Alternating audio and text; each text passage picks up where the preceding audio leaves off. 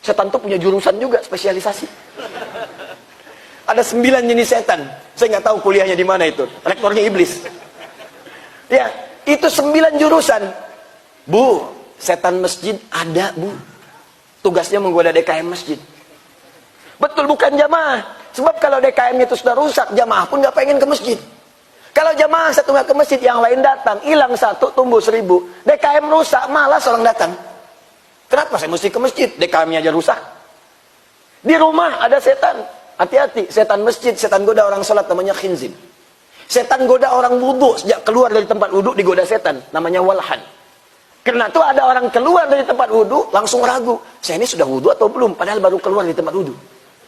Batal tidak, batal tidak, batal tidak, tidak, padahal batal. Batal, padahal tidak, walhan. Ada setan khusus menggoda rumah, namanya dasim. Setan rumah. Masuk rumah, kata Nabi ucapkan salam. Assalamualaikum. Fayaqulu syaitan. Maka setan berkata kepada temannya, kita tidak punya tempat menetap di sini. Bahasanya kita tidak punya tempat. Artinya, boleh jadi bapak, ibu datang dari tempat lain, setannya ikut ke rumah. Begitu diucapkan salam, setannya berkata kepada yang baru ikut tuh, kita nggak punya tempat di sini, nggak usah ke sini. Awas, hati-hati, Bu. Ibu ke mall, ke supermarket, itu setan pasar bisa pulang. Setan pasar ada, Pak. Itu yang sering bikin ibu kadang-kadang terngiang-ngiang sampai di rumah akan tas yang belum sempat terbeli itu. Datang supermarket, lihat tas bagus, sampai rumah kepikiran. Baru mau tidur dialog dengan suami. Bang, tahu nggak Bang? Tadi itu tasnya bagus sekali itu. Cuman sayang tak sempat beli. Itu setan pasar ikut ke rumah, dibisik-bisik supaya nggak fokus dalam ibadah. Kata suami, mah, tas itu nggak penting, yang penting isinya itu bisa mengantarkan kita ke surga. Masya Allah. Iya Pak ya, astagfirullah, astagfirullah, yang penting kita ke surga Pak ya. Tapi tas yang tadi bagus kok Pak. Bisa bawa ke surga juga, nah itu masuk. Cara mengusirnya masuk rumah, ucapkan Assalamualaikum. Fayaqul li sahibi, dia berkata kepada setan temannya, kita tidak punya tempat menetap. Tapi kalau Anda tak ucapkan, hati-hati, dia bersemayam di situ. Karena itu setiap orang masuk ke ruangan, baru pulang dari masjid, masuk kamar, kamar kosong. Itu kalaupun kita masuk, perasaan kita tiba-tiba bisa gundah. Maka ucapkan Assalamualaikum. Keluar dia dan pergi meninggalkan tempat itu. Jangan pikirkan dijawab atau tidak. Ya, tak ada jawaban, normal. Dijawab Waalaikumsalam misalnya, pikir lagi. Assalamualaikum, dasim namanya. Ajarkan pada anak-anak, pada orang dewasa, pada remaja. Masuk, ucapkan salam. Saya punya anak, sekarang usia 6-7 tahun. Mau masuk 7. Sejak usia 3 tahun, baru bisa bicara, berjalan, aktivitas saya ajarkan. Masuk kamar, Kak, ucapkan Assalamualaikum. Ada setan namanya dasim. Itu goda kakak nanti, tidak bisa tenang tidurnya. Begitu mendengar dia namanya, langsung dia masuk kamar, dia buka, dia ucapkan Assalamualaikum dasim. Dia cakap tuh namanya, supaya keluar sekalian. Ya, selesai. Nah, setan yang goda orang sholat namanya khinzib.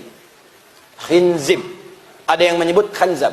Jadi kalau orang sudah bertakbir, Allahu Akbar, fayaqulu syaitanu udhkur kadza, udhkur kadza. Maka setan akan berkata pada orang sholat ini, ingat ini ya, ingat itu ya. Karena itu silakan kalau tidak percaya. Begitu Anda bertakbir, yang tidak ingin diingat pun bisa ingat. Allahu Akbar. Sekarang arisan Ambo mau menang nih. Allahu Akbar, WhatsApp belum dibalas. Allahu Akbar, status belum diupdate. Allahu Akbar, motor aman nggak teh semacam itu. Itu muncul. Bahkan ada yang paling dahsyat. Kata Nabi di akhir hidupnya, di akhir salatnya, hatta la yash'ura al-musalli kam rak'atan yusalli. Di akhir hadis Nabi mengatakan, sampai ada orang sholat itu tidak sadar berapa rakaat sedang menunaikan sholatnya. Subuh itu cuma 2 rakaat. Tapi kalau kena tipu daya setan, yang 2 itu bisa jadi 3. Yang 2 bisa kurang 1. Nah, apa penyebabnya orang bisa lalai dalam sholatnya? Salah satu penyebabnya adalah, mohon maaf, karena pikirannya dikendalikan oleh setan, karena tak mampu memahami apa yang ia kerjakan dalam sholatnya. Di normalnya begini, ketika Anda bertakbir Allahu Akbar, pikiran kita langsung menerjemahkan Allah Maha Besar. Hati kita langsung merasapi, ya Allah, aku berikrar Engkau yang Maha Besar. Aku mohon ampun ya Allah, kalau selama ini aku sering merasa besar. merasa hebat dibanding orang lain, merasa unggul dibanding tetangga, merasa yang lebih mulia dibanding pasangan hidup. Takbir, Allahu Akbar, menundukkan jiwanya bermohon ampunan kepada Allah. Karena itulah setelah itu dia mengatakan, Allahumma ba'id baini wa baina khatayaya kama ba'adta bainal masyriqi wal maghrib. Ya Allah, kalau memang tadi ya Allah, sebelum saya sholat, saya banyak membawa kesalahan, saya akui saya banyak salah, saya tobat ya Allah, mohon jauhkan antara aku dengan kesalahan yang telah aku perbuat sebelum sholat ini, seperti engkau jauhkan antara timur dengan barat yang tidak pernah bertemu. Itulah yang dikerjakan sahabat Abu Bakar As-Siddiq. Begitu beliau takbir, itu tangannya langsung bergetar, air matanya keluar. Ketika ditanya, limadha hakadha, kenapa anda seperti itu? Kata beliau, saya takut lisan saya mengucapkan Allahu Akbar, tapi dalam hidup saya senantiasa merasa akbar dibandingkan orang lain. Lebih hebat ibadahnya dibanding orang, lebih dahsyat kedudukannya dibanding orang lain. Itulah diantara penyebab saat ini kenapa orang sholat sulit khusyuk, karena tidak paham apa yang diungkapkan dan dibacakan dalam sholat.